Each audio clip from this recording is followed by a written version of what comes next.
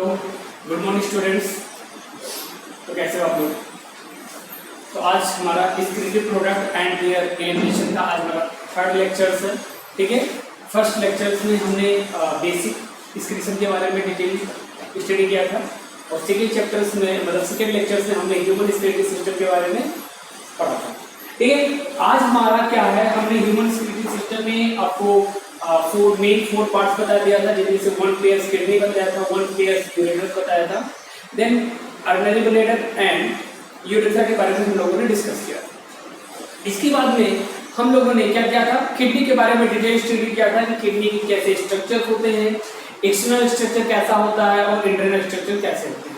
Clear है ना? तो उसके बाद इंटरनल स्ट्रक्चर्स में हमने क्या क्या डिस्कस कर लिया था कि मान लीजिए हमारे पास रीनल पेल्विस में क्या क्या होता है, फिर आउटर कॉर्टेक्स क्या होता है और उसके बाद इनर मेडुला होते हैं। ठीक है, तो इन सब के बाद क्या होता है कि अब हमारा ये तीन टॉपिक हमने पढ़ लिया था सेकेंड लेक्चर्स में। तो आज हमारा इस लेक्चर्स में हमको स्टडी करना है यूरेटर्स के बारे में। ठीक है, किसके बारे में? यूरेटर्स।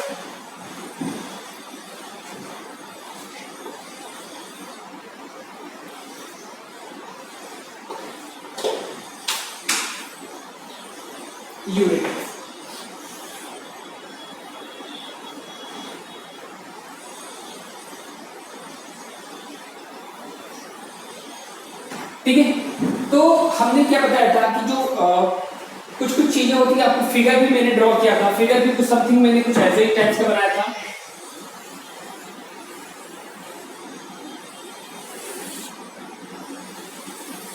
ये होते हैं यूरेटर्स। ये मैंने हाइलम नाम दिया था। ठीक है, इसके बाद हमने बोला था कि इसके बीच में क्या होते हैं, कुछ कार्टेक्स होते हैं।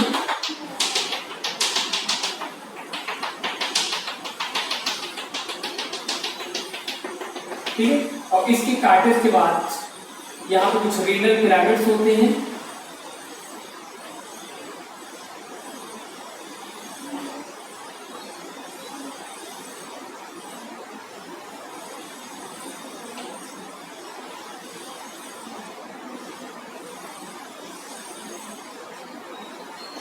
ठीक है, क्या होते हैं? रीनल पिरामिड्स होते हैं। क्लियर है ना? इसके बाद में मैंने बोला था कि रीनल पिरामिड्स में क्या होता है, बीच बीच में नेफ्रॉन प्रेजेंट होता है। ठीक है, उसको बोले मैंने अदर से इसको पढ़ा जाएगा। ठीक है, देन इसके बाद क्या बोला था कि कॉर्टेक्स बिटवीन मतलब जो मेडुलरी होते हैं, मेडुलरी पिरामिड के बीच में मिडिल में एक और कॉर्टेक्स होता है, जिसका कॉर्टेक्स का नाम ये भी कॉर्टेक्स ही होता है। ठीक है, इस कॉर्टेक्स का नाम क्या था?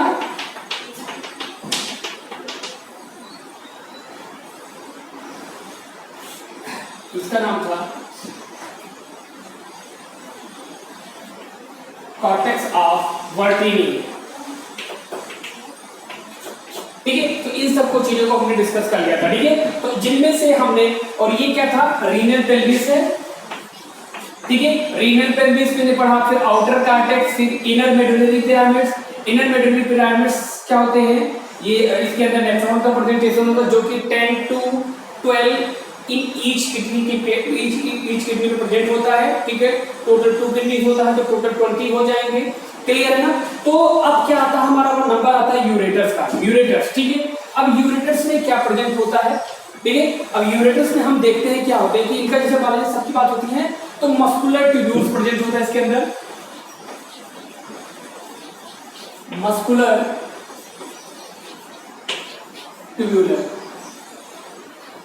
ठीक है, मस्कुलर ट्यूब्यूलर्स बोल सकते हो। ठीक है, या मस्कुलर ट्यूब जैक जैसा। ठीक है, तो मस्कुलर ट्यूब्यूलर्स, अब इसकी साइज कितनी होती है, तो इसकी साइज के बारे में अगर हम बात करते हैं तो 25 से, ठीक है, 25 से 30 सेंटीमीटर, 30 सेंटीमीटर क्या होता है, लॉन्ग होता है। ठीक है, मतलब ये पूरी की साइज, ये वाली साइज, ठीक है, कितना होना चाहिए, 25 to 30 सेंटीमीटर लॉन्ग होता है। क्लियर है ना? अब बात करते हैं कि ये जो होती है, ये पूरी की पूरी, अगर मान लीजिए अगर ये ट्यूबुलर छोड़ दीजिए, इसको हम क्या लिख सकते हैं, ट्यूब लिख दीजिए। ठीक है, क्या होता है, मस्कुलर ट्यूब होता है जिसकी जो साइज मतलब जिसकी लंबाई लेंथ कितनी होती है 25 to 30 सेंटीमीटर। अब एक्चुअली में ये 3 लेयर्स में प्रेजेंट होता है। कितने लेयर्स में? 3 लेयर्स इसके अंदर प्रेजेंट होता है। अब 3 लेयर्स का मतलब होता है, अब जाहिर सी बात है अगर ये ट्यूब है, ठीक है, तो ट्यूब में पता होगा कि जाहिर सी बात है ये जो ट्यूब बना है ये अगर मस्कुलर ट्यूब है तो जाहिर सी बात है इसमें लेयर होगा, स्ट्रेंथ प्रोवाइड करेगा अदर, ठीक है, तो जाहिर सी बात है। अब इसकी चीजें में सबसे पहला लेयर है जिसका नाम है आउटर एडवेंटिशिया, आउटर एडवेंटिशिया, जो कि बना किसका होता है? कनेक्टिव टिश्यू, कनेक्टिव टिश्यू का होता है, ठीक है। ये नाउ फर्स्ट हो गया हमारा। नाउ सेकेंड, अब ये तो बीच का मतलब जो आउटर पार्ट होता है वो तो कनेक्टिव टिश्यू का हो गया। देन होता है हमारा मिडिल,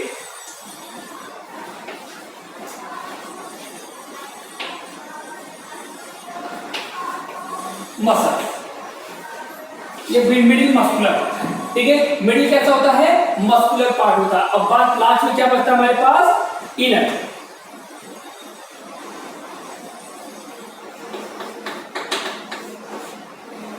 इनर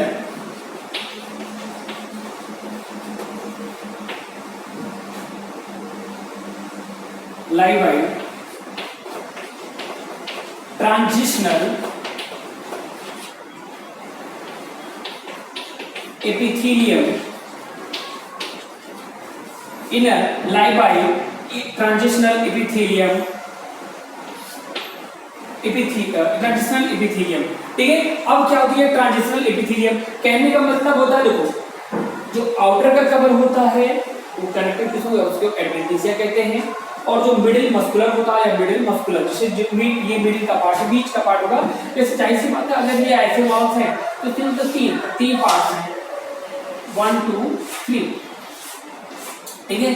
तो ये जो बना हुआ है वो एडवेंटिशिया है, और ये कैसा है?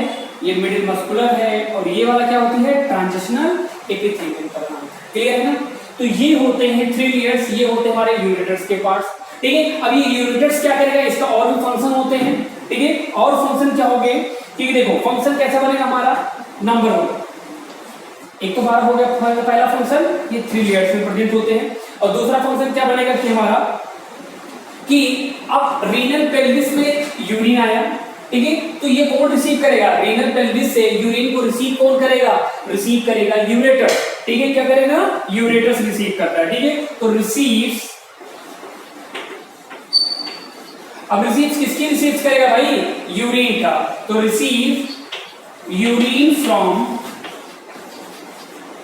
रीनल पेल्विस, किससे रिसीव कर रहा है?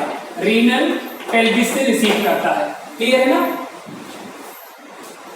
Receives urine from renal pelvis, ureters renal pelvis से यूरिन को रिसीव करता है, ठीक है। नेक्स्ट पॉइंट, अब कहां पे ये ओपन होता है? अब बताइए ये यूरेटर्स है, कहां पे ओपन होगा? ये ओपन होगा अर्नरी ब्लेडर में। तो अब क्या होता है? नेक्स्ट पॉइंट बनेगा कि opens into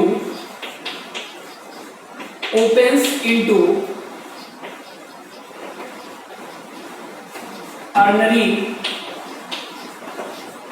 ब्लेडर। कहां पे ओपन होता है? opens into urinary bladder. अब अर्नरी ब्लेडर में एक चीज और होती है विद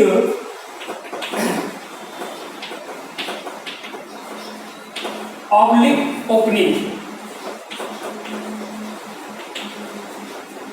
कैसा प्रेजेंट होता है? ये ऑब्लिक ओपनिंग इसके अंदर होता है, किसके अंदर होता है? अर्नरी ब्लेडर के अंदर।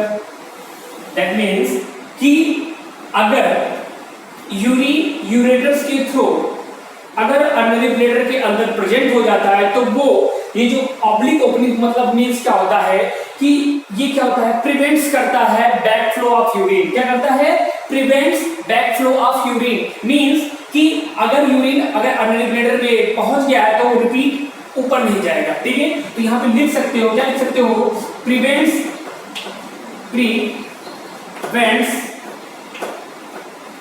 बैक फ्लो ऑफ यूरिन, ठीक है। क्या होता है? ये प्रिवेंट्स करता है, ये ऑब्लिक ओपनिंग्स प्रेजेंट होता है अर्नरी ब्लेडर के अंदर, वो प्रिवेंट्स करता है बैक फ्लो ऑफ यूरिन को, ठीक है। तो ये पॉइंट्स हो गए यूरेटस के। यूरेटस में मस्कुलर ट्यूब होती है जिसकी लेंथ 25 to 30 सेंटीमीटर होती है। इनके अंदर 3 हेड प्रेजेंट होता है। नाउ आउटर एडवेंटिशियस जो कैरेक्टर टिश्यूज से बना होता है, मिडिल मस्कुलर्स होते हैं, and last third inner lie by transitional epithelium. Now next point, renal pelvis के द्वारा यूरेटस क्या करता है, यूरिन को रिसीव करता है और ओपन अनरी ब्लैडर में करता है। कहां पे ओपन होता है, अनरी ब्लैडर्स में, और अनरी ब्लैडर्स में एक ऑब्लिक ओपनिंग्स होती है जो कि क्या करता है, प्रिवेंट्स करता है कि बैक फ्लो ना हो पाए यूरिन का। क्लियर है ना। तो ये पॉइंट्स आप नोट डाउन करिए। इसके बाद हमारा नेक्स्ट पॉइंट बनेगा, क्योंकि अब यूरेटस से अनरी ब्लैडर में यूरिन पास आउट हो गया, अब हम डिस्कस करेंगे अनरी ब्लैडर के बारे में। क्लियर है ना, नोट डाउन करिए इसको।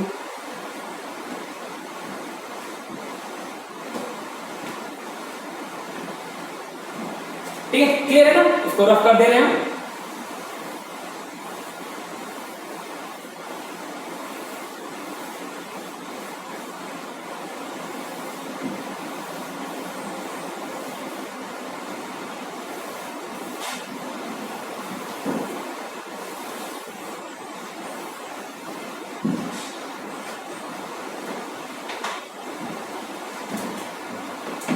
Now, fourth point, ordinary bladder.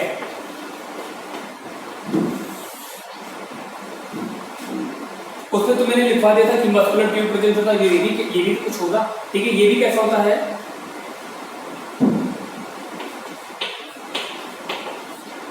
पायरिफॉर्म muscular bag like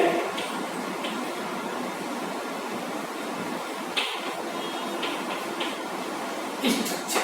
कैसा होता है, pyriform muscular bag like structures. Means अगर हम यहाँ पे इसको बना देते हैं, ठीक है, तो कुछ इस साइज में बने होते हैं। थोड़ा सा इसको हम इरेज कर देते हैं।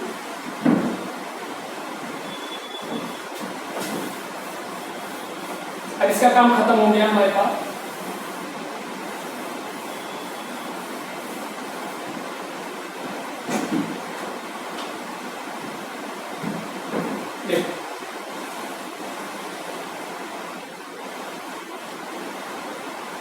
ठीक है, ये मान लीजिए ऊपर से आया, ओपन हो गया। ठीक है, क्लियर है ना।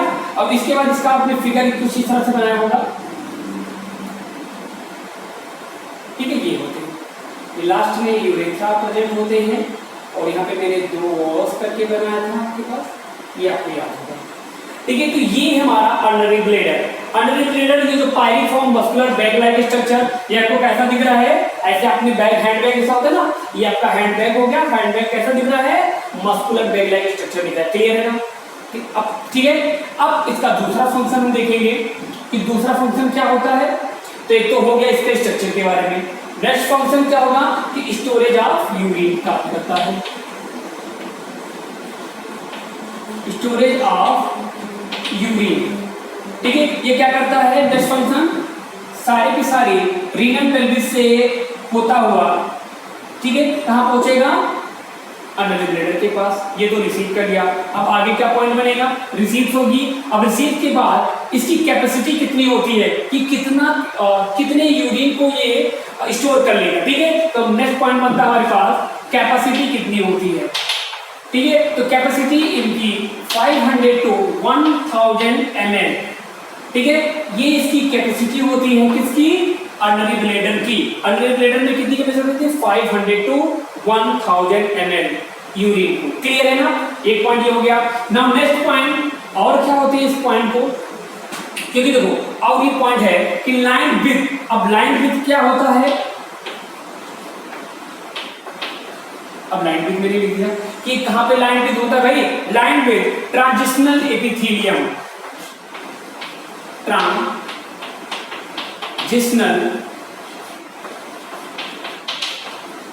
एपिथेलियम का फॉर्मेशन होता है। ठीक है, मतलब ट्रांजिशनल एपिथेलियम प्रेजेंट होते हैं लाइन विड्थ। ठीक है, एक तो ये पॉइंट बन गया। अब नेक्स्ट पॉइंट क्या बनेगा हमारा, अब नेक्स्ट पॉइंट क्या बन सकता है कि देखो कि जाहिर सी बात है इसकी जो लैंड बाई है, ठीक है, ये वाली, ठीक है, तो ये तो ट्रांजिशनल एपिथेलियम है। तो नेक्स्ट पॉइंट क्या बनेगा, नेक्स्ट पॉइंट हमारा ये बनता है कि इसमें एक मसल्स पाया जाता है, ये मसल्स बहुत इंपॉर्टेंट है, जिसका नाम है डेट्रसर। कौन सा नाम है, डेट्रसर मसल्स, ठीक है। अब डेट्रसर मसल क्या होती है, देखो ये जो मैंने मसल्स दिखाया ना, ये वाली, ठीक है, ये जो मैंने ऐसे करके दिखाया ना, ये एक तो स्मूथ होते हैं, कैसे होता है, स्मूथ इनवॉलंटरी, ठीक है। अब ये स्मूथ इनवॉलंटरी, लेकिन अभी कैसा होता है, मस्कुलर मसल्स होता है या ट्रांजिशनल एपिथेलियम मसल्स होता है। तो इनवॉलंटरी मसल्स ऑफ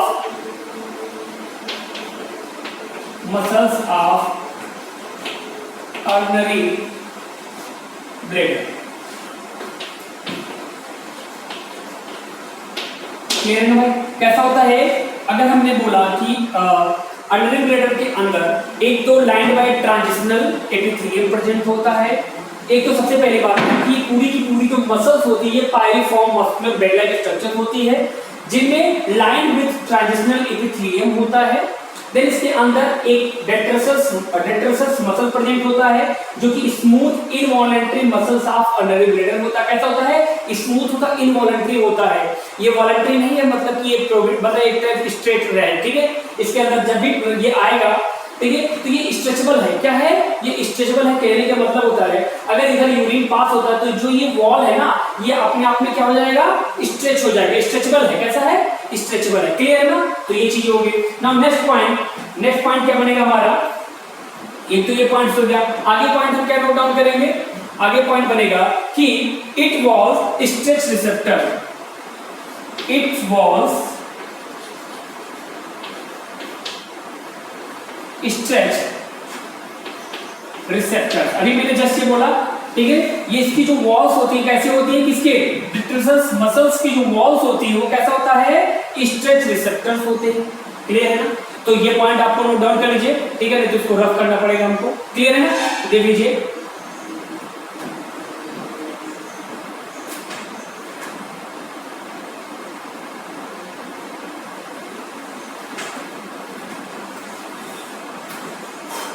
ठीक है, क्लियर है ना। अब हम आगे बढ़ते हैं, क्या करते हैं कि इसी को हम आगे कंटिन्यू करते हैं।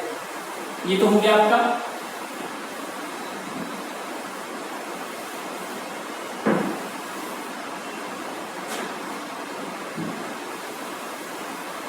अगर हम देखें कि हमने बोल दिया कि जो डेट्रसस मसल्स होती हैं वो स्ट्रेच, जो डेट्रसस मसल्स होती है वो कैसा होता है, स्ट्रेच करता है, ठीक है, क्या करता है, स्ट्रेच रिसेप्टर होता है, ठीक है। तो अगर हम बात करें, ठीक है, स्टिमुलेशन ऑफ, नेक्स्ट पॉइंट है स्टिमुलेशन ऑफ स्ट्रेच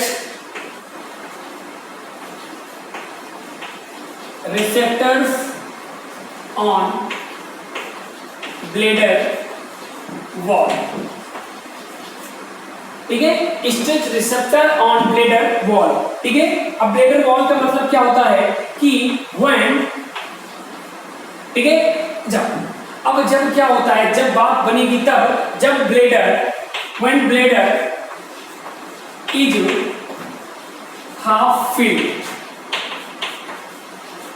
क्या करेगा भाई कि जब ब्लेडर आधा ही फिल हो, हाफ फिल्ड हो, कहने का मतलब ये मान लीजिए हाफ फिल्ड हो गया, ठीक है, ब्लेडर वॉल, फिर क्या होगा, आगे पॉइंट क्या बनेगा भाई, आगे क्या होगा, अगर stimulation of stretch receptor on bladder wall जब हाफ फिल्ड हो जाए तो आगे का प्रोसेस क्या होगा, send signals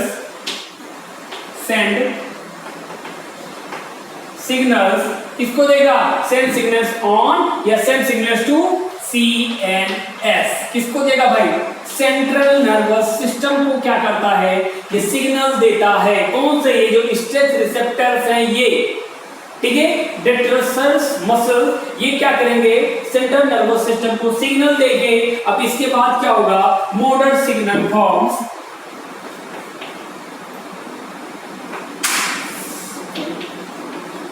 motor signal from CNS, क्या करेगा, एक मोटर सिग्नल देगा, किसको, सिग्नल सीएनएस को। इसके बाद क्या होगा आगे पॉइंट, ठीक है, मोटर सिग्नल फ्रॉम सीएनएस, फिर bladder muscles contact, bladder muscles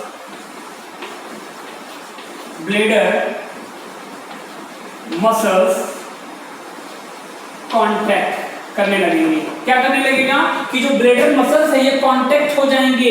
क्यों करेगा, क्योंकि सेंट्रल नर्वस सिस्टम ने उसको क्या कर दिया, जब मतलब बोल दिया कि आप तुम कांटेक्ट कर जाओ, ठीक है। तो ब्लेडर मसल्स कांटेक्ट हो गया। देन इसके बाद क्या होगा, रिलैक्सेशन ऑफ, अब रिलैक्सेशन ऑफ क्या, आपकी कौन रिलैक्स होगा, ब्लेडर वॉल होगा कि अदर चीज होगा, ठीक है। तो रिलैक्सेशन ऑफ इंस्फिंक्टर,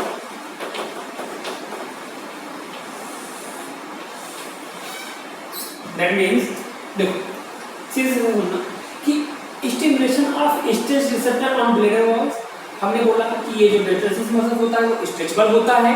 अब स्ट्रेचेबल होने का मतलब होता है कि अगर ये हाफ, जैसे देखो धीरे धीरे जैसे यूरिन अंडर ब्लेडर के अंदर जाता रहेगा, ठीक है। जैसे ही वो हाफ फिल होता है तो तुरंत ये जो रिसेप्टर होते हैं वो तुरंत सिग्नल देंगे, किसको, सेंट्रल नर्वस सिस्टम को, कि अभी फिल होने वाला, फुलफिल होने वाला है। तो क्या होगा कि जो इसकी जो वॉल्स हैं वो क्या होने लगेंगे, स्ट्रेच होने लगेंगे। और जो स्फिंक्टर होने लगा, जो स्फिंक्टर है, ये दो स्फिंक्टर है ना, अपर इनवॉलंटरी स्फिंक्टर्स और लोअर वॉलंटरी स्फिंक्टर, ठीक है। ये क्या होगा, रिलैक्सेशन ऑफ स्फिंक्टर होगा, रिलैक्स होगा, कहने का मतलब ये छोड़ेगा, पास आउट करेगा ना। भाई देखो इधर हाफ फिल हो गया, तो इधर का यूरिन कहां भागेगा, स्फिंक्टर के पास। स्फिंक्टर ने क्या किया, रिलैक्स होने करने के लिए क्या करेगा, ये यूरिन को पास करेगा, ठीक है। तो इसको क्या बोलते हैं हम, यूरिन पासेज। आगे क्या जाएगा, यूरिन पासेज,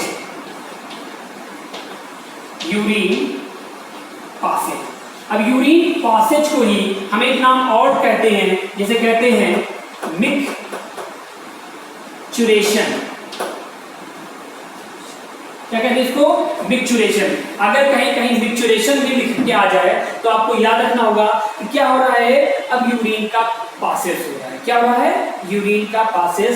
क्लियर है ना, ये पॉइंट आपको समझ में आया कि अंडर ब्लेडर का, ठीक है, बहुत ही इजी है, ठीक है। बस आपको स्टेप बाय स्टेप आपको समझना है, ठीक है, क्या होता है यूरिन का पासेज कैसे होता है, ठीक है। क्लियर है ना। अब नेक्स्ट पॉइंट हमारा बनेगा यूरेथ्रा, क्योंकि अब क्या हो गया, क्योंकि देखो हाँ अभी ये पासेज हो रहा है, ठीक है। अब यूरिन कहाँ, स्फिंक्टर से द्वारा पास हो रहा है और स्फिंक्टर को क्या कर रहा है, रिलैक्स कर रहा है, आगे मूव कर रहा है ना, तो पासेज कर रहा है। अभी यूरेथ्रा का काम है, ठीक है। जस्ट इसको नोट डाउन कर लीजिए, इसके बाद हम देखते हैं।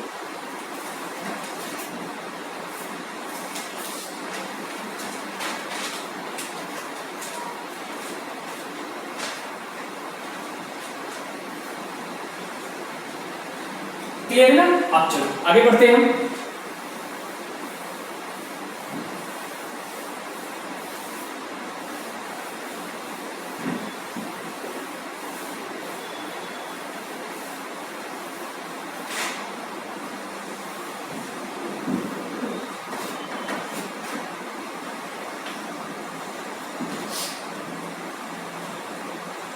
यूरेथ्रा,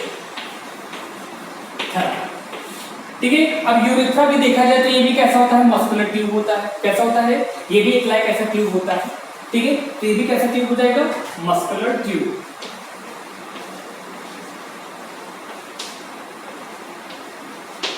ठीक है। ये तो पहला पॉइंट हो गया। नाउ सेकंड पॉइंट में क्या बनेगा कि इसका मेन काम क्या होता है, मेन काम ये होता है स्क्रीन यूरिन आउट ऑफ, या screen urine out of body, ठीक है। क्या करता है भाई, ये स्क्रीन यूरिन करता है बॉडी से, ठीक है, स्क्रीन आउट ऑफ बॉडी, ठीक है। थ्रो किसके थ्रो करता है, यूरेथ्रल ओपनिंग के थ्रू, यूरेथ्रल ओपनिंग के थ्रू। देखो screen urine out of body through urethral opening, ठीक है। यहाँ पे जो ओपनिंग होगा, यूरेथ्रा तो है, ठीक है, यूरेथ्रा में जो ओपनिंग होगा उसको बोलेंगे यूरेथ्रल ओपनिंग। के थ्रू क्या करता है, यूरिन को आउट करता है फ्रॉम बॉडी से। कहां से, बॉडी से आउट करता है, ठीक है। अब सबका अलग अलग यहाँ पे फंक्शन होता है। अगर हम बात करते हैं फीमेल में, ठीक है, फीमेल यूरेथ्रा, इसकी बात करेंगे हम केवल फीमेल यूरेथ्रा में। तो फीमेल यूरेथ्रा में कैसा होता है भाई, इसका जो यूरेथ्रा होता है वो कैसा होता है, शॉर्ट होता है। शॉर्ट मींस कितना शॉर्ट, इसका कुछ सेंटीमीटर से होगा ना, तो 4 सेंटीमीटर लॉन्ग। तो कितना होता है, 4 सेंटीमीटर लॉन्ग। क्लियर है। नेक्स्ट पॉइंट क्या बनेगा हमारा, कि अब क्या होता है कि ये 4 सेंटीमीटर लॉन्ग होने के बावजूद ये क्या करता है, क्यों ये कम है, कैरीज ओनली यूरिन, या क्या करता है, केवल यूरिन को कैरी करता है। तो फीमेल की जो यूरेथ्रा है ये शॉर्ट होती है, केवल कितनी होती है, 4 सेंटीमीटर लॉन्ग होती है, जो कि केवल कैरी किसको करती है, यूरिन को करती है, बस और कुछ नहीं, ठीक है। अब नेक्स्ट आता है हमारा, नेक्स्ट है पॉइंट मेल यूरेथ्रा। अब जाहिर सी बात है, अगर ये शॉर्ट है तो ये क्या हो जाएगा, लॉन्ग हो जाएगा। और ये कितना होता है, 20 सेंटीमीटर होता है, ठीक है। अब ये 20 सेंटीमीटर का मीन्स क्या होगा, 20 सेंटीमीटर क्यों है, क्योंकि ये कैरीज यूरिन एंड स्पर्म। अब ये क्या करता है, ये बड़ा इसलिए है, लॉन्ग इसलिए है, क्योंकि ये यूरिन के साथ साथ स्पर्म को भी कैरी करता है और उसको भी स्पर्म को पासेस करने में भी हेल्प करता है, ठीक है। जिससे इससे इस यूरेथ्रा का साइज थोड़ा सा बड़ा हो जाता है, लगभग थोड़ा सा क्या, as a comparison of female urethra से लगभग ट्रिपल होता है, 3 गुना ज्यादा होता है, ठीक है। यहाँ पे 4 है, यहाँ पे 20 सेंटीमीटर लॉन्ग होते हैं, ठीक है। तो आप इसको नोट डाउन कर लीजिए, ठीक है। यही मेन इसका पॉइंट्स है, ठीक है। अब इसीलिए इसको दूसरा नाम से भी जाना जाता है, देखो मेल यूरेथ्रा को यूरो या यूराइनोजेनाइटल, ठीक है, या क्या कह सकते हैं, यूराइनोजेनाइटल डक्ट्स भी कहते हैं। तो आल्सो नोन एज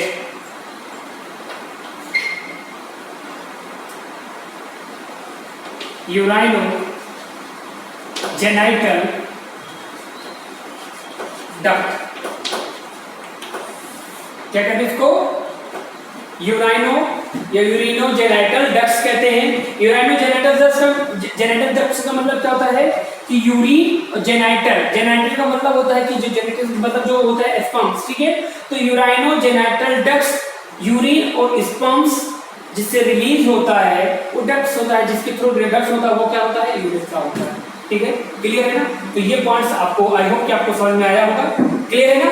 क्या क्या मैंने बता दिया, यूरेटर्स मैंने बता दिया कि रीनल पेल्विस के थ्रू रिसीव करता है किसको, यूरिन को, और अनरी ब्लैडर में रिमूव कर देता है, जिसके लिए अनरी ब्लैडर्स में, ठीक है, एक ओपनिंग होती है जिसको कहते हैं ऑब्लिक ओपनिंग, वो प्रिवेंट्स करता है कि बैकफ्लो ना हो पाए किसका, यूरिन का, ठीक है। नेक्स्ट पॉइंट हमारा बना था यूरेथ्रा का, और यूरेथ्रा को हमने देखा था कि यूरेथ्रा में क्या होती है, इसके एक तो wall line with transitional epithelium का बना होता है, और दूसरा कि इसके अंदर इसके इनर साइड्स में डिटेंशन मसल्स होती हैं, जो कि स्ट्रेच इनवॉलंटरी मसल्स प्रेजेंट होती हैं, जो कि जो इसकी वॉल होती है वो स्ट्रेच होती है। कैसे होते हैं, स्ट्रेचेबल होते हैं। अब ये क्या करता है कि जब ये स्टिमुलेट करते हैं, जब भी इसके अंदर यूरिन पास होता है और हाफ फिल हो जाते हैं, तो इसकी जो ब्लैडर वॉल होती है वो एक सिग्नल पहुंचाती है किसको, सेंट्रल नर्वस सिस्टम को, और सेंट्रल नर्वस सिस्टम एक मोटर जैसा वर्क करता है, उसको तुरंत वहां से सब मतलब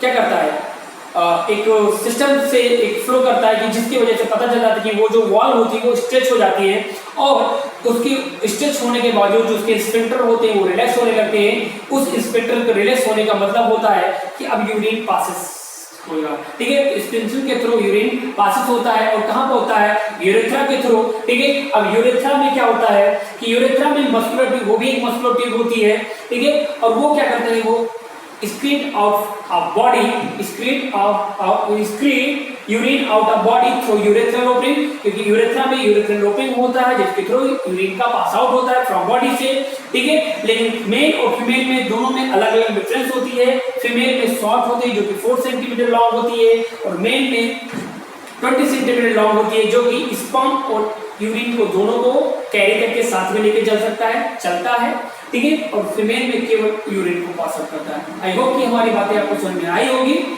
ठीक है, क्लियर है। और नेक्स्ट पॉइंट हम देखेंगे, अब हम आज देखेंगे क्या देखेंगे कि जो रीनल पिरामिड थे या मेडुलरी पिरामिड थे उनके अंदर हमने बात किया था नेफ्रॉन, अब हम नेफ्रॉन के बारे में डिस्कस करेंगे, क्लियर है ना। आप इसको नोट डाउन करिए, उसके बाद हम नेफ्रॉन स्टार्ट करते हैं।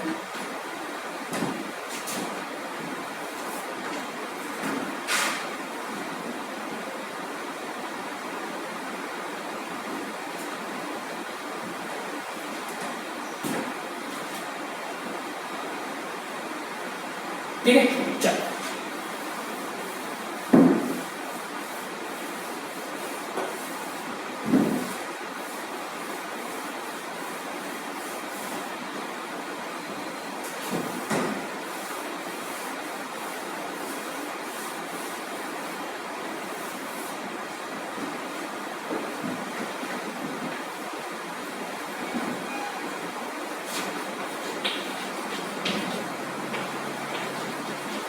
नेफ्रॉन्स, ठीक है। नेफ्रॉन्स का दूसरा भी नाम है, क्या नाम है? Uriniferous tubules,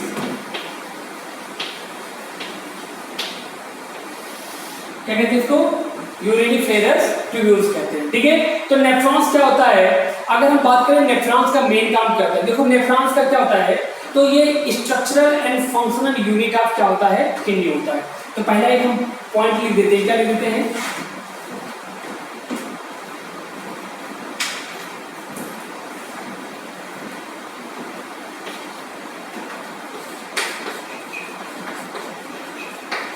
structural and functional unit of kidney, clear है? ये क्या होता है? Structural and functional unit of kidney, मतलब किडनी का ये मेन इसका ही रोल होता है नेफ्रॉन्स का, जो कि यूरिन का फॉर्मेशन करने में हेल्प करता है, ठीक है, यूरिन का फॉर्मेशन, ठीक है। तो अगर इसकी बात करें नेक्स्ट पॉइंट, अगर इसका फंक्शन क्या होता है, तो फंक्शन मैंने बताया ना कि ये इसका मेन काम है, structure and functional unit of kidney है, तो इसका फंक्शन भी तो कुछ इंपॉर्टेंट होंगे। तो ये क्या करता है? फंक्शन यूरिन फॉर्मेशन, क्या फंक्शन है?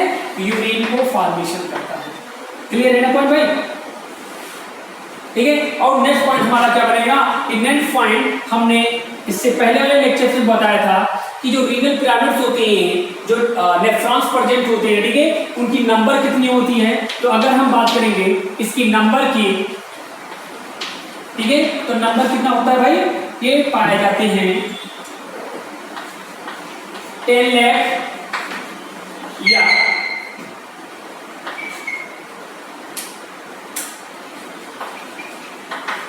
1 million in each kidney.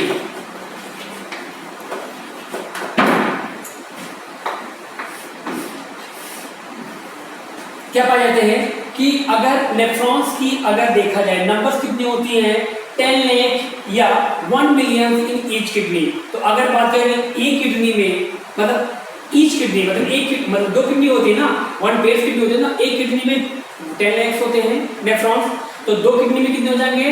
20 lakh या 2 मिलियन नेफ्रॉन्स प्रेजेंट होते हैं, ठीक है। और इसके अंदर रीनल पिरामिड्स कितने होते हैं? 10 to 12 होते हैं। अगर 10 है तो 10 लाख, ठीक है, तो बस वही होते हैं 10 लाख, ठीक है। तो उसी के अंदर ये नेफ्रॉन का फॉर्मेशन होता है, क्लियर है ना? ये चीज आपको याद रखनी है, इंपॉर्टेंस है, ठीक है। अब क्या बात बनती है?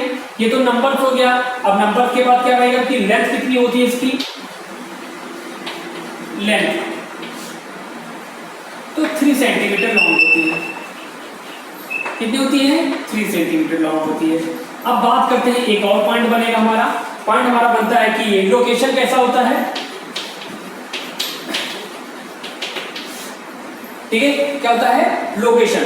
अगर हम लोकेशन की बात करते हैं तो जब आपको मैंने बताया था, ठीक है, कि मान लीजिए ये क्या है, ये रीनल पिरामिड्स है, ठीक है, रीनल पिरामिड्स के ऊपर ऐसे कुछ कार्टेक्स जैसा था, आउटर कार्टेक्स, इसका नाम क्या गया था, इसी के बीच में कुछ ऐसे नेफ्रॉन्स प्रेजेंट होते हैं, क्लियर है ना। तो ये क्या कह सकते हैं हम कि कुछ कार्टेक्स में होते हैं और ये मेडुलरी पिरामिड्स है, रीनल पिरामिड्स हैं, ठीक है। तो कुछ कार्टेक्स के अंदर प्रेजेंट होते हैं और कुछ मेडुला के अंदर प्रेजेंट होते हैं, ठीक है। तो हम क्या लिख सकते हैं, ये लिख सकते हैं क्या, पार्शली या partly in cortex and partly in medulla, clear है ना। तो partly in cortex and partly in medulla में पाए जाते हैं, क्लियर है ना। अब बात करते हैं नेक्स्ट पॉइंट की ओर चलते हैं। नेक्स्ट पॉइंट हमारा क्या है, पार्ट्स क्या क्या होते हैं, ठीक है। किडनी की कौन कौन से पार्ट्स होते हैं, नेफ्रॉन्स के कौन कौन से पार्ट्स होते हैं, ठीक है। तो इनमें दो पार्ट्स होते हैं। Now first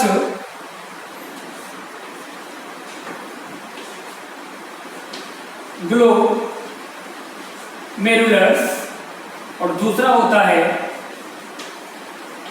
renal tubules. अब ये क्या होता है, ग्लोमेरुलस और रीनल ट्यूब्यूल्स, ये दो पार्ट्स प्रेजेंट होते हैं, ठीक है। ये दो पार्ट्स में होते हैं और ये जो ग्लोमेरुलस क्या होते हैं, ये ग्लोमेरुलस पाए जाते हैं लाइन इन कॉर्टेक्स। कहां पाया जाता है, ये जो ग्लोमेरुलस होती है कहीं यहाँ पे कार्टेक्स के अंदर, ठीक है। कार्टेक्स के अंदर मतलब ये कार्टेक्स के अंदर जो नेफ्रॉन्स प्रेजेंट होती है वहां पे ग्लोमेरुलस पाया जाता है। और ये जो रीनल ट्यूब्यूल्स होती हैं ये भी डिफरेंट टाइप्स के होते हैं, जैसे लाइक यहां से मैं ऊपर करके दिखा दे रहा हूं। नंबर 1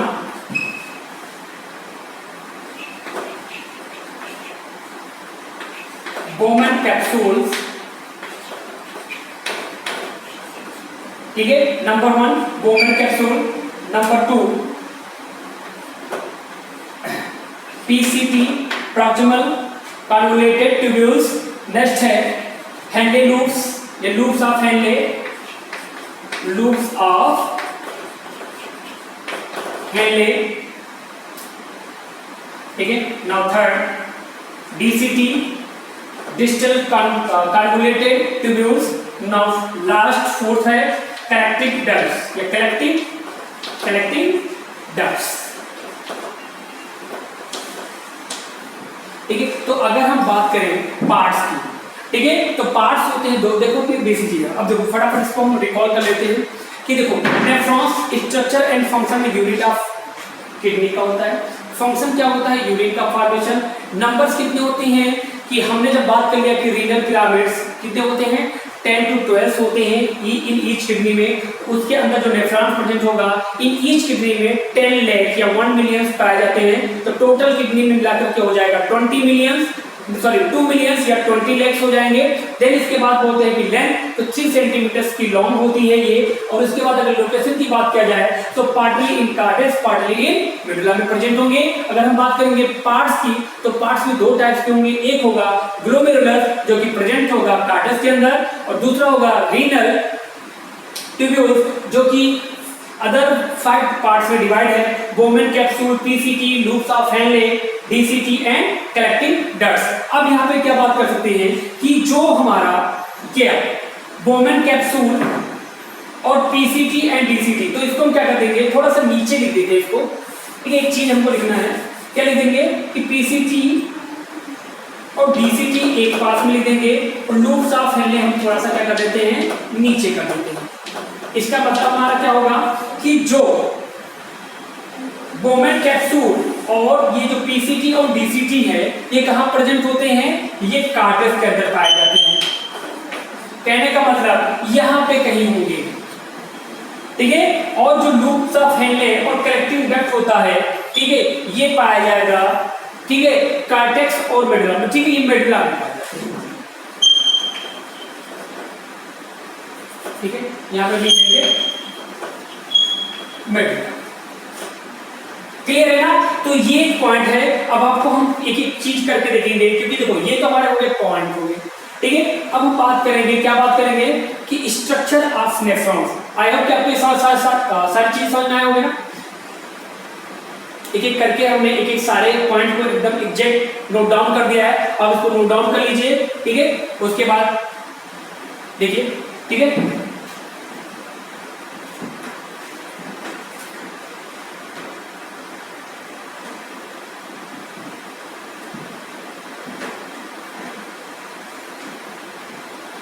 अब हम क्या करते हैं, स्ट्रक्चर ऑफ नेफ्रॉन्स के बारे में डिस्कस करेंगे।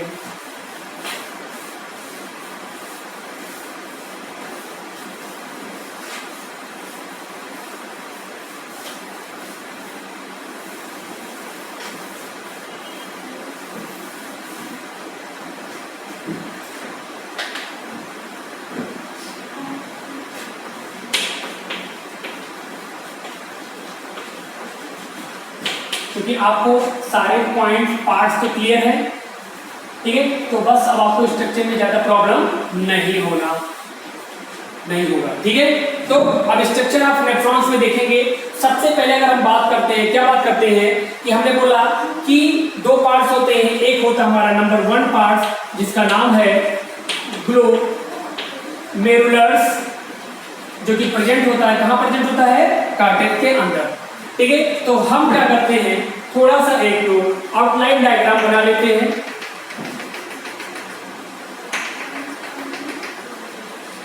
ठीक है। ये हमारा क्या है, रीनल पिरामिड्स है, और मान लीजिए ये रीनल या कार्टेक्स है, ठीक है। और ये थोड़े से इस तरह से दिखा देते हैं,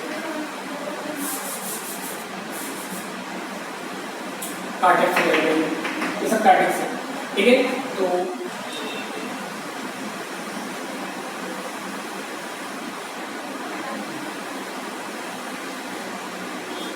ये क्या है, रीनल पिरामिडा है, ठीक है, इसको बोलते थे मेडुला,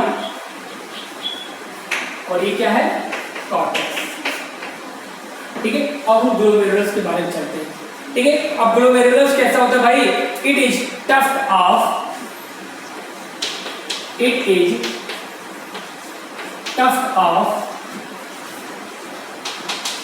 कैपिलरी, ठीक है। It is tuft of capillary, ठीक है, या कैपिलरीज लिख देते हैं, ठीक है, टफ्ट ऑफ कैपिलरी। अब ये क्या होता है, टफ्ट हम कैपिलरीज क्यों कहते हैं, कैपिलरी फॉर्म्ड बाय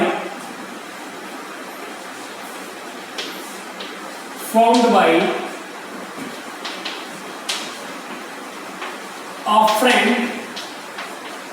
arteriole, ठीक है। ये टफ्ट कैपिलरी क्यों है कि फॉर्म बाय किससे फॉर्म होती है, आफ्रेंट आर्टियोल से फॉर्म होती है, ठीक है। Fine branch of renal artery, जो कि कैसे होती है, बहुत ही ज्यादा फाइन ब्रांच होती है, फाइन ब्रांच ऑफ किसकी, रीनल आर्टरी की, ठीक है। अब हम चलो इसको देख लेते हैं, डायग्राम बना लेते हैं।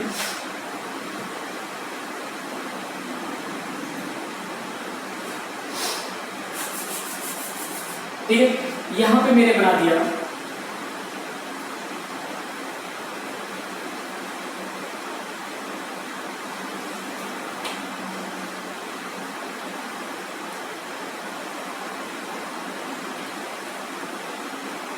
ठीक है।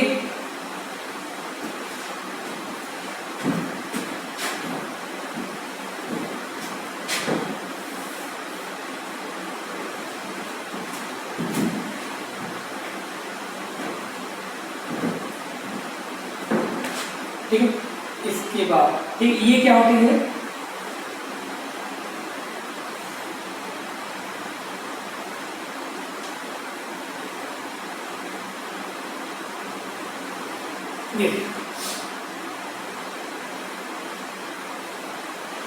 ये देखो कुछ, ठीक है। तो ये क्या होती है, इनमें से कुछ नाम लिख दे रहे हैं, ठीक है। इधर से ब्लड आ रहा है, हमने बताया था ना कि जो ब्लड होती है, ब्लड होने का मतलब क्या होता है कि जो कॉर्टेक्स ऑफ बर्टीनी होती है उसी की थ्रू से जो रीनल आर्टरी अंदर जाती है, मतलब मान लीजिए इधर से क्या है, रीनल ऑफ बर्टिस है, ये ऐसे जाकर के कहाँ आती है, रीनल आर्टरी से होकर कहाँ चला आता है, एफरेंट आर्टियोल। ये क्या है, इसको हम बोलते हैं एफरेंट आर्टियोल, ठीक है। और ये क्या होती है, ये कैपिलरी हो जाती है, ठीक है। और कैपिलरी से ये ब्लड यहाँ पे पास आउट करती है, जो भी फिल्टर करना होता है, ठीक है। देन इसके बाद कहां पहुंच जाती है, इफ्रेंट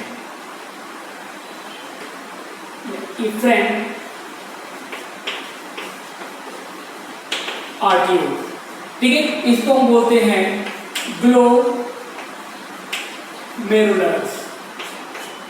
कैपिलरी। क्लियर है ना। तो ये एफरेंट आर्टियोल्स के थ्रू एक fine branch of renal artery होती है, जो कि जाकर के वोमेन कैप्सूल के साथ अटैचमेंट करती है, जो कि क्या करता है, उस ब्लड को फिल्टर करने में हेल्प करता है, ठीक है। तो इसका नाम क्या जाएगा, वोमेन कैप्सूल्स। क्या है ये, वोमेन कैप्सूल, ठीक है, वोमेन कैप्सूल, ठीक है। और इसके बाद इफ्रेंट, मतलब ये जो रीनल आर्टरी आया इफ्रेंट आर्टियोल से, ये ग्लोमेरुलस कैपिलरी के द्वारा पहुंचता है, ठीक है। और उधर से ऑक्सीजनेटेड करेगा अपना ब्लड, ठीक है, ठीक है। इधर से इधर जाएगा, इधर से इधर जाएगा, जो भी जाएगा, ठीक है। और इफ्रेंट आर्टियोल के थ्रू वो बाहर चला जाएगा। क्लियर है ना, ये पॉइंट आपको पता ही है, मैंने वेन और आर्टरी के बारे में डिस्कस किया था, ठीक है। तो ये क्या होता है, it is tuft of capillary, ये बहुत ही ज्यादा टफ्ट होता है ग्लोमेरुलस कैपिलरी, ठीक है। ये क्या होता है, ये fine branch of renal artery होती है, ठीक है। नाउ नेक्स्ट पॉइंट क्या होता है इसका, ठीक है। अब इसका काम और क्या होता है, ग्लोमेरुलस का काम क्या होगा, ठीक है। ग्लोमेरुलस का क्या होता है कि blood goes out from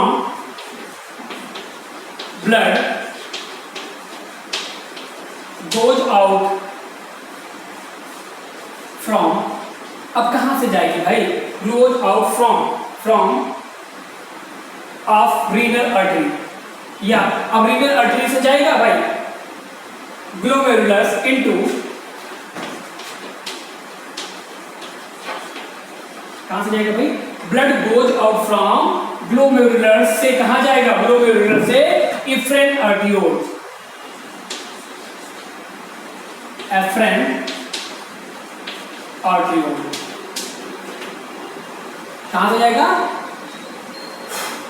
glomerulus efferent arteriole के पास जाएगा, ठीक है। अब ये कैसा होता है भाई, ये हो गया ग्लोमेरुलस का काम हो गया, ठीक है। क्लियर है ना, पॉइंट आपको समझ में आया, सीधे सीधे। अभी मैंने अभी हाफ स्ट्रक्चर, पूरा स्ट्रक्चर भी बनेगा आपका नेफ्रॉन्स का, ठीक है। अभी एक एक करके देखते हैं कि ग्लोमेरुलस क्या होता है। तो it is a tuft of capillaries formed by efferent arterioles. एक ही बहुत ही ज्यादा ग्लोमेरुलस कैसा होता है, एक ही टफ्ट कैपिलरी जो होती है, जो कि एफरेंट आर्टियोल के थ्रू आई हुई है, ठीक है। ये बहुत ही ज्यादा फाइन ब्रांच होती है रीनल आर्टरी का, ठीक है। और उसके बाद ब्लड गोज आउट, अब ब्लड इसके बाद ग्लोमेरुलस कैपिलरी के बाद ब्लड गोज आउट ग्लोमेरुलस से कहां जाता है, इफ्रेंट आर्टियोल की तरफ मूव करता है, ठीक है। हो गया ना इतना पॉइंट। अब ये हमारा ग्लोमेरुलस हो गया। स्ट्रक्चर ऑफ नेफ्रॉन्स की मैंने बोला था 2 पार्ट्स होती है, एक पार्ट हमारा ग्लोमेरुलस हो गया। नाउ सेकंड पॉइंट हमारा क्या हो जाएगा, renal pelvis, sorry renal tubules, renal tubules. अब रीनल ट्यूब्यूल्स में क्या होता है भाई, रीनल ट्यूब्यूल्स में क्या होगा कि पार्शली लाई इन कॉर्टेक्स, वही जो मैंने बताया था, partly lie in cortex and partly lie in medulla. कहां पाया जाता है, कुछ कॉर्टेक्स में पाए जाते हैं और कुछ कहां होते हैं, मेडुला के अंदर रिप्रेजेंट होते हैं, ठीक है। अब बात करते हैं, एक पॉइंट इसके अंदर और लिखेंगे, क्या लिखेंगे, इसको थोड़ा सा रफ कर देते हैं। ग्लोमेरुलस का काम हो गया, ठीक है। सॉरी रफ हो गया, होगी कोई बात नहीं।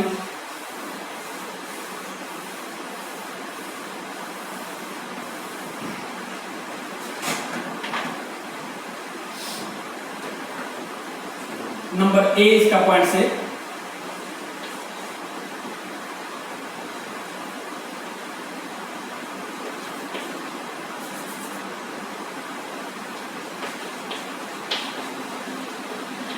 Interior double wall.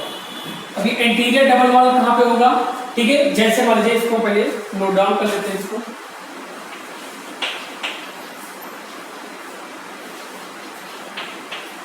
ठीक है, ये पॉइंट हो गया। ठीक है, ठीक है। Double wall cup shape structure कैसा दिखता है भाई?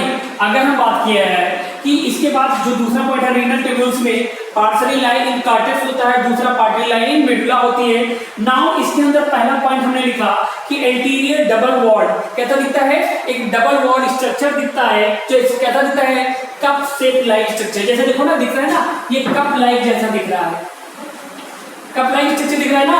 ये कप लाइक स्ट्रक्चर क्या होता है, कैसा दिख रहा है भाई? उसको नाम क्या मैंने दिया? Bowman capsule. ठीक है, तो हम क्या पॉइंट बनाएंगे?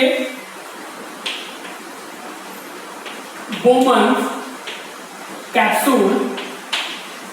अब बोमन कैप्सूल का काम क्या होता है? बोलो, बोमन कैप्सूल का काम क्या होता है? बोमन कैप्सूल्स आर कैसा है? हैज टू लेयर्ड होते हैं, हैज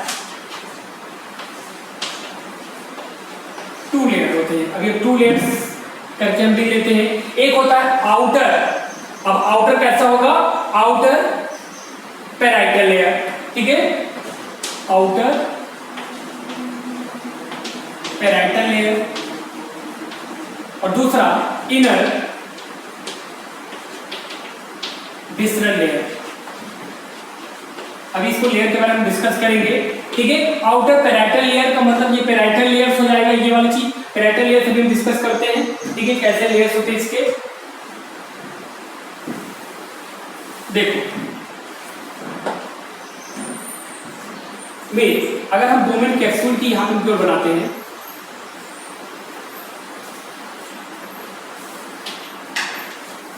ठीक है, तो ये जो आउटर होते हैं कुछ इस तरह से दिखते हैं।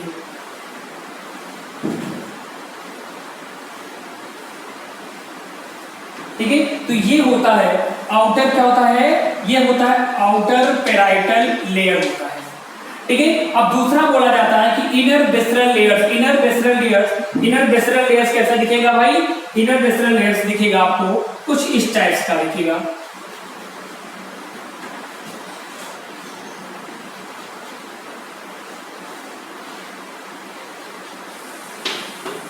ठीक है, इनर विसरल लेयर्स में से ऐसे कुछ स्पेस होते हैं।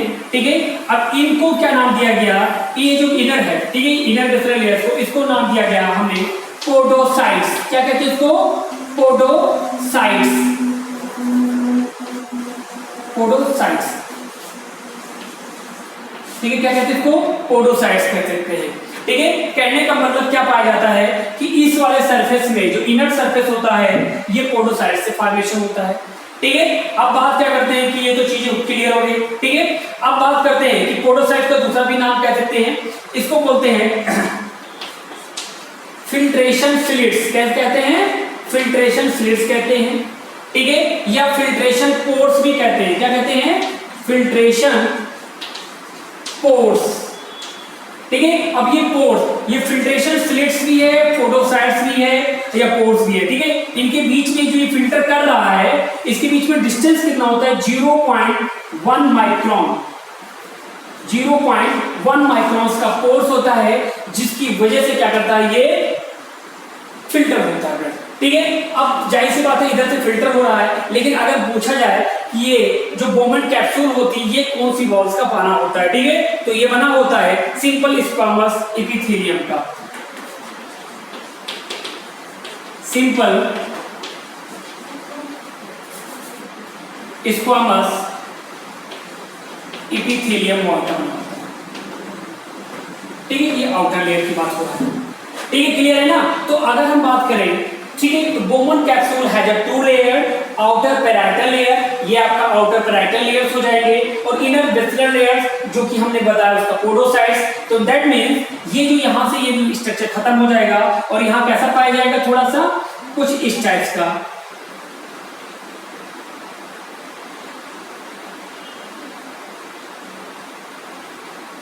ठीक है, ठीक है, इसके अंदर सबके अंदर न्यूक्लियस होंगे और इधर से ब्लड सीधे सीधे इसके अंदर एंटर करेगा, विसरल्स होगा, फिल्टर करेगा। ठीक है, और यहां से अगर आपको चाहे तो ये वाला भी बना सकते हो आप। ये देखो,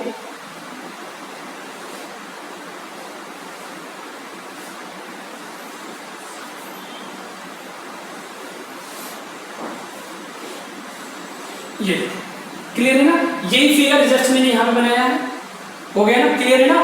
तो आपको क्लियर हुआ बोमन कैप्सूल एक्चुअली में क्या होता है, ठीक है भाई। बोमन कैप्सूल में दो साइज होते हैं, बस दोनों ये आपको याद रखना कि बोमन कैप्सूल में दो लेयर होते हैं, एक आउटर पैराइटल लेयर्स होती है और दूसरा होता है inner visceral layer. Visceral layers को हम क्या बोलते हैं, पोडोसाइट्स बोलते हैं, या फिल्ट्रेशन शीट्स बोल दो, या फिल्ट्रेशन पोर्स बोल दो, ठीक है। उनके बीच में डिस्टेंस होती है जिसके बीच में 0.1 माइक्रोन होती है, जिसकी वजह से वो फिल्टर होता है, क्या होती है, ब्लड फिल्टर होता है। क्लियर है ना, आगे बढ़ते हैं, ठीक है। ये पॉइंट आया आपको, आई होप कि आपको समझ में आया होगा, ठीक है। अब इसको नोट डाउन करिए, इसके बाद हम आपको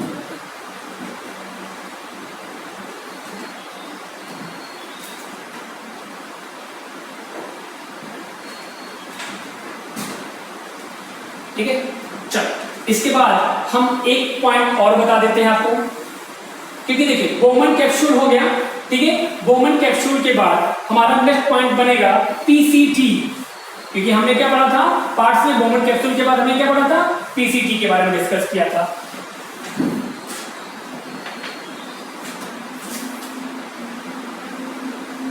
ठीक है, तो now next point B PCT, ठीक है। पीसीटी का फुल फॉर्म क्या बताया था मैंने, प्रॉक्सिमल, ठीक है। क्या बताया था, प्रॉक्सिमल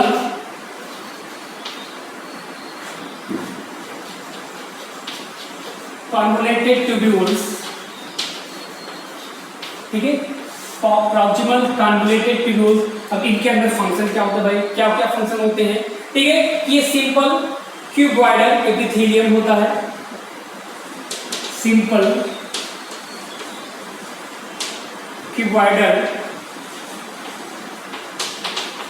एपिथेलियम होता है, ठीक है। सिंपल क्यूबॉइडल एपिथेलियम का बना होता है, ठीक है।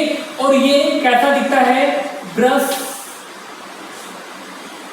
अब ये ब्रश कैसा होता है, अब ये ब्रश को हम दूसरा नाम से कह सकते हैं ब्रश बॉर्डर होता है। कैसा होता है, ब्रश बॉर्डर। कहने का मतलब होता है कि ये हमने क्या नाम दे दिया इसका मैंने नाम दे दिया पीसीटी। तो पीसीटी का जो ये होता है, लाइक ये मैंने स्ट्रक्चर मैंने इधर बना दिया, इसको मैंने क्या बना दिया कि जो अंदर का जो सेल्स होती है ऐसे ब्रश जैसा होता है, देख लो ना।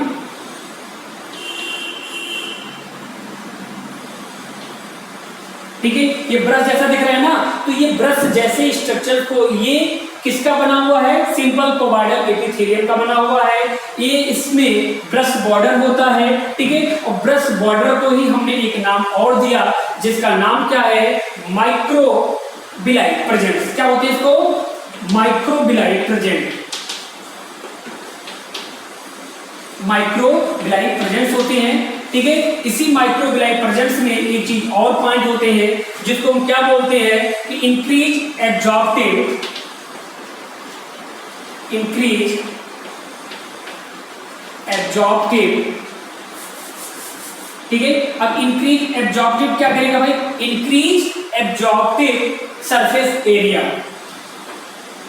सरफेस एरिया को क्या करेगा, वो इंक्रीज करेगा।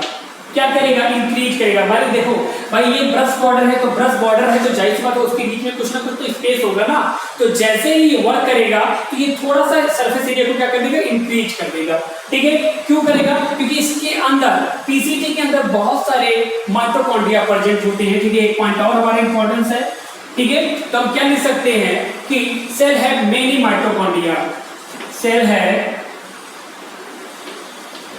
मेनी माइटोकॉन्ड्रिया, ठीक है। क्या पाए जाते हैं, सेल है मेनी माइटोकॉन्ड्रिया पीसीटी सेल के अंदर पाया जाता है, ठीक है। तभी ये काम करेगा, वर्क करेगा, ठीक है। तो यही बस ये पीसीटी का मतलब यही इसका है, ठीक है। क्लियर है ना। अब हम क्या देखते हैं, डीसीटी। डीसीटी क्या होता है, आप इसको नोट डाउन कर लीजिए फटाफट। सर डीसीटी नहीं है, इसके बाद हम देखेंगे लूप्स ऑफ हेनले।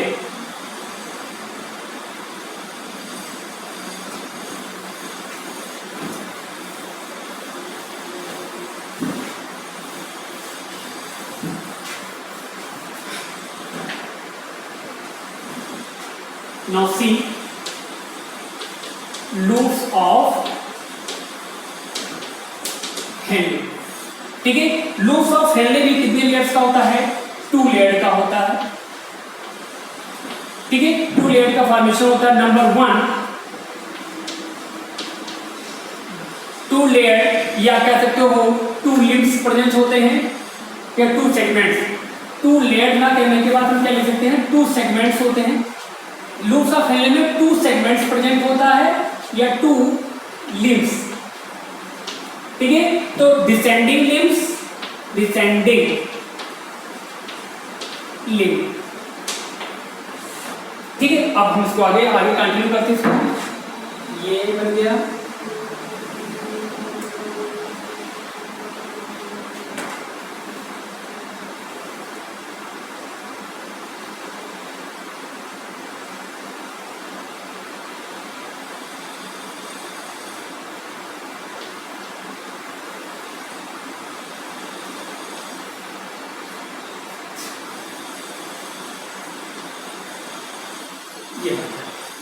ये आपका फिगर बना हो। ठीक है, अब ये क्या करेगा भाई? डिसेंडिंग लिंक में क्या होगा? Permeable of water. ठीक है, क्या करेगा? इसका फंक्शन क्या है? Permeable of water and in permeable of salts. Salts का मतलब NH। ठीक है,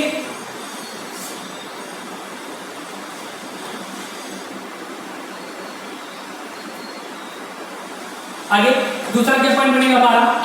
असेंडिंग लिंक। असेंडिंग लिंक ये क्या होगा भाई?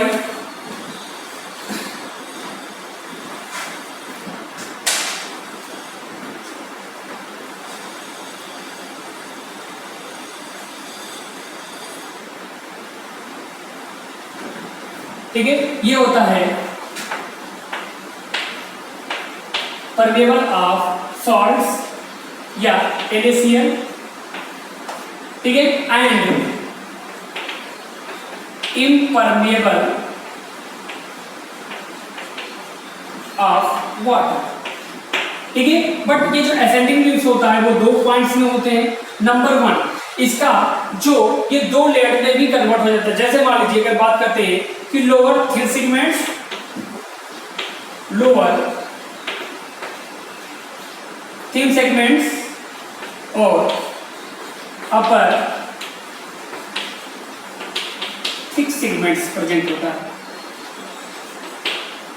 कहने का मतलब देखो, कहने का तो ये क्या होते हैं? ये दिखा कि जो ये इसको बोलते हैं, ये PCT देखो, ग्लोमेरुलस हो गया, बोमन कैप्सूल हो गया, PCT हो गया, इसको बोल सकते हैं हम डिसेंडिंग लिप्स। DL लिख दिया हमने ना, डिसेंडिंग लिप्स। और ये क्या बोला जाएगा? Ascending lips. ठीक है, और ये पूरा का पूरा क्या कहलाता है? Loops of Henley. Loops of Henley. ठीक है, क्या हो जाएगा? लूप्स ऑफ हेनले हो जाएगा। ठीक है, तो डिसेंडिंग लिप्स कैसा होता है भाई? ये परमेबल ऑफ वाटर को परमेबल करेगा, मतलब वाटर को क्या करेगा? ये रिलीज आउट करेगा। ठीक है, और ठीक है, अब इसके बाद ये जो असेंडिंग लिप्स होगा ये परमेबल ऑफ सॉल्ट NaCl को क्या करेगा? परमेबल करेगा, और वाटर को क्या करेगा? इम्परमेबल। वाटर वहां से इम्परमेबल, वाटर बाहर नहीं जाएगा। ठीक है, देन इसके बाद आ जाता है हमारा नेक्स्ट है DCT। क्या आता है? DCT, और ये बोलते हैं इसको हम कलेक्टिंग डक्ट। कलेक्टिंग डक्ट, ये हमारा सारा पॉइंट हमने पढ़ा था। ठीक है, तो ये हमारा हो गया लूप्स ऑफ हेनले। अब इसको नोट डाउन करिए, इसके बाद हम थोड़ा देखेंगे। क्या देखेंगे? DCT। क्लियर है ना? इसको नोट डाउन करें। लूप्स ऑफ हेनले हो गया।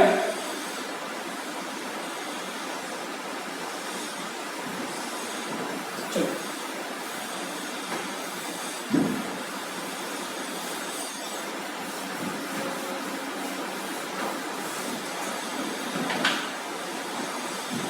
Now see DCT। DCT को क्या कहते हैं? DCT को क्या कहते हैं? डिस्टल। ठीक है, क्या कहते हैं? डिस्टल कॉन्वोल्यूटेड ट्यूब्यूल्स, ठीक है। ये कैसा होता है, ये देखना क्वाइल होता है, कैसा होता है क्वाइल। ये भी बना होता है सिंपल क्यूबॉइडल एपिथेलियम का होता है, जैसा कि पीसीटी होता है एपिथेलियम, ठीक है। नाउ नेक्स्ट पॉइंट, अब ये इसका मेन काम, अब क्या काम उसका है, ठीक है। ये काम क्या है इसका कि several density of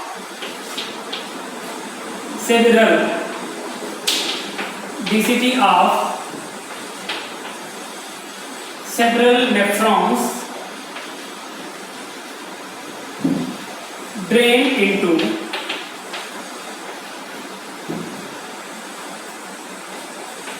collecting ducts। क्या होते हैं कि सेवरल डीसीटी और सेवरल नेफ्रॉन्स के ड्रेन कहां पे होते हैं, कलेक्टिंग डक्ट्स के पास ड्रेन होते हैं। क्लियर है ना। तो ये डीसीटी के कुछ पॉइंट्स हैं, ठीक है। सिंपल क्यूबॉइडल एपिथेलियम का बना होता है और several DCT of several nephrons drains into collecting ducts के पास ड्रेन्स होते हैं, ठीक है। तो ये हो गए डीसीटी के फंक्शन। अब हम देखेंगे, क्या देखेंगे, अब हम देखते हैं कलेक्टिंग डक्ट्स क्या होता है। नाउ ई नंबर पे कलेक्टिंग डक्ट्स। कलेक्टिंग डक्ट्स में क्या होती है भाई, सबका मैंने मसल्स लिखा है, इसका भी मसल्स मैंने लिख दिया। तो ये भी कैसा होता है भाई, कॉलमनर एपिथेलियम। क्या होता है, कॉलमनर एपिथेलियम, ठीक है। और इसके क्या फंक्शंस होते हैं, इसके फंक्शंस होते हैं receives filtrate from receives filtrates from DCT। कहां से रिसीव करेगा, जो भी फिल्टर किया होगा DCT, ठीक है, वहां से वो क्या करेगा, रिसीव करेगा। कौन करेगा, कलेक्टिंग डक्ट रिसीव करेगा।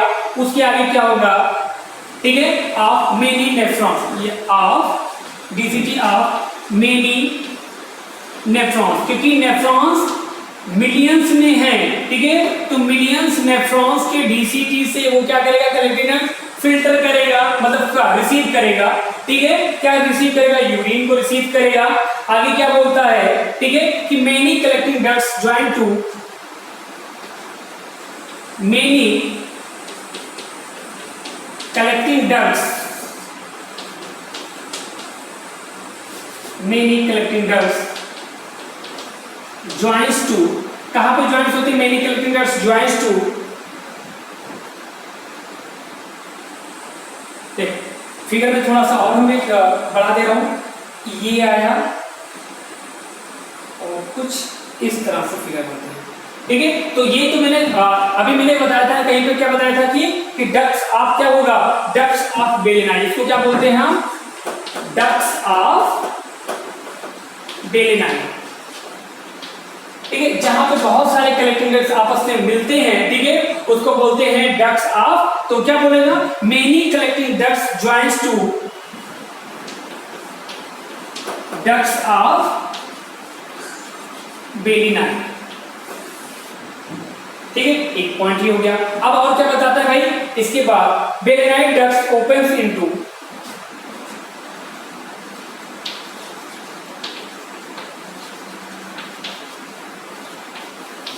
ओपन्स इनटू, कहां पे ओपन होता है, Bellini ducts opens into renal pelvis, renal pelvis, ठीक, कहां पे ओपन होता है, रीनल पेल्विस। अभी मैंने बताया था ना कि रीनल पेल्विस में ओपन होता है और रीनल पेल्विस में ओपन होने के बाद थ्रो आउट किसके हो जाता है, यूरिनल के पास चला आता है, ठीक है।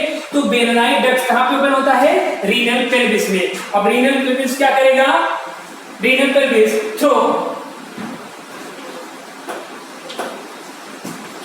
रीनल पेपिला, ये भी मैंने बताया था आपको, रीनल पेपिला। रीनल पेपिला का मतलब ये है, यहाँ पे ऐसे टिप्स पाया जाता है, ऐसे ऐसे ऐसे करके, ठीक है। इसको क्या बोलते हैं हम, renal pelvis through renal papilla. ये रीनल पेपिला होता है ना, तो रीनल पेपिला के थ्रू रीनल पेल्विस में क्या होता है, ओपन होता है। क्या ओपन होता है, बेलेनाई डक्ट ओपन होता है। क्लियर है ना, क्लियर है ना, बस अब क्या मैंने बताया, देखो पॉइंट हमने क्या बताया कि देखो सीधे सीधे पॉइंट आपको समझना है कि देखो क्या होता है। हमने डीसीटी को बताया, डीसीटी में क्या होता है कि ये भी मतलब देखो बोमन कैप्सूल्स में यहाँ से फिल्टर हुआ, यहाँ पे आया ब्लड, ठीक है। ये पीसीटी से होता हुआ कहाँ चला गया, लूप्स ऑफ हेनले में, और लूप्स ऑफ हेनले से होता हुआ कहाँ चला गया, डीसीटी में। और डीसीटी से क्या करता है, डीसीटी एक कॉइल और सिंपल कॉइल होता है, जो कि ये डीसीटी ड्रेन्स होते हैं कहाँ के अंदर, कलेक्टिंग डक्ट्स के अंदर। और कलेक्टिंग डक्ट्स क्या होती हैं, ये आगे के बहुत सारे कलेक्टिंग डक्ट्स से मिलकर के एक बनाता है डक्ट्स ऑफ बेलनाइन, जिसमें बहुत सारे नेफ्रॉन्स तो हैं।